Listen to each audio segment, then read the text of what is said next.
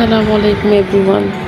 তো আপনারা সবাই তো এতক্ষণ ভিডিও দেখে বুঝতেই পারছেন আমি তো আমার মুন্সিগঞ্জে নেই, আমি আছি ঢাকা। কেন আসলাম তো বুঝতেই পারছেন, এখানে মমতা স্যারের একটা সাইনবোর্ড লাগানো আছে। তো আমরা ছেলেকে নিয়ে গেছিলাম। আমার ছেলেটার স্কিনের অবস্থা অ্যালার্জি খুবই খারাপ, মুন্সিগঞ্জে দেখানো হয়েছে, সেটা নাই বলি, বাট ওর চিকিৎসার উন্নতি কোনো আশা নেই। তাই আমরা ওকে রাত্রের ভিতরে ডিসিশন নিয়ে ঢাকা নিয়ে আসি। এটা 12:30 বাজে। আমার ভাইয়ের বউ ওকে করে নিয়ে যাচ্ছিলো, তো ঢাকা আমরা নিয়ে আসলাম। স্যারের চেম্বারে আসলাম। এই তো এখানে একটা বাচ্চা ছিল। প্রথম যখন গেছি কাউকে তো চিনি না, জানি না, বাট থাকতে থাকতে কথা বলতে বলতে প্রায় 4-5 ঘন্টা ওয়েট করেছিলাম। যে আমাদের সিরিয়াল ছাড়া বাচ্চা অসুস্থতার কারণে আমরা ফোনে কন্ট্যাক্ট করার পর যাই। স্যারের সিরিয়াল ধরার জন্য 2 দিন আগে কল দিতে হয়। তো আলহামদুলিল্লাহ আমরা অনেকক্ষণ অপেক্ষার পর ফাইনালি স্যারকে দেখে বাসার দিকে রওনা হলাম। তখন ইফতারে প্রায় 30 মিনিট বাকি ছিল, এরকম 30-40 মিনিটের মতো সময় ছিল। জ্যামের কারণে আমরা অন্য রাস্তা দিয়ে আসার সময় যাতায়াত করি। তো সেইখানে কিছু ভিডিও আপনার সাথে শেয়ার করি যে ঢাকাতে মানুষ কীভাবে জীবনযাপন করে, কতটা কষ্ট।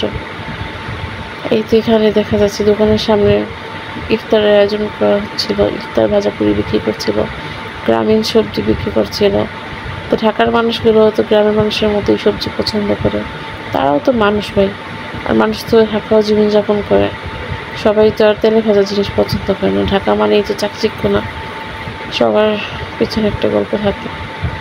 তা আমরা তো মুন্সিগঞ্জ আলহামদুলিল্লাহ যেভাবে থাকি না কেন খুব ভালো আছি। ঢাকার তো মানুষের যাতায়াতে এত কষ্ট, কেনাকাটার এত কষ্ট, ভ্যান গাড়ির লোকগুলো মোড়ে মোড়ে খাবার বিক্রি করার কারণে একটু সহজ হয়েছে মানুষের। তো বাসায় আসলাম। এখানে সময় বাসায় এসে কোনো রেস্ট করতে পারিনি বেচারি। আমাদের জন্য ও বাসায় এসে তাড়াতাড়ি করে বুট বাগার দিচ্ছে। আমাদের এখানে বাগার বলে বা বুট রান্না করা বলে শুদ্ধ ভাষায়। বড়া ভাজছে, ও টিকা রেডি করে গেছিলো, টিকা ভাজছে। আর ভাই বাইরে থেকে অনেকগুলো খাবার নিয়ে আসছে। বিশেষ করে নাকের জন্য চিন্তা করিনি। তারপরের দিন আমরা রমজান মাসে ঢাকা যাবো, যে জায়গায় আমরা রমজান ছাড়াই যেতে চাই না।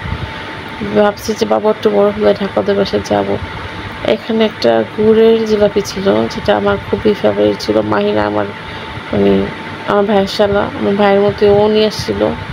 তো তখন থেকে এটা খুবই মজা লাগে। তো ওই দিন আবার মোহাম্মদপুর থেকে এই গুড়ের জিলাপিটা নিয়ে আসছিলো, সাথে সাসলি, হালিম ছিল, এই হালিম খাসি হালিম, ডিমের স্যুপ ছিল। আর ওই তো দেখতে পাচ্ছেন অনেক অনেক খাবার আয়োজন করা হয়েছে। আসলে আল্লাহ রিজিকে রাখলে, কোথায় রিজিক রাখছে, কোথায় খাবো একমাত্র আল্লাহ জানে। আমি আজকে কী খাচ্ছি আর কালকে কী খেতে যাচ্ছি। সব কিছু আলহামদুলিল্লাহ। আমার ছেলের জন্য দোয়া করে এই পর্যন্ত। আল্লাহ হাফেজ।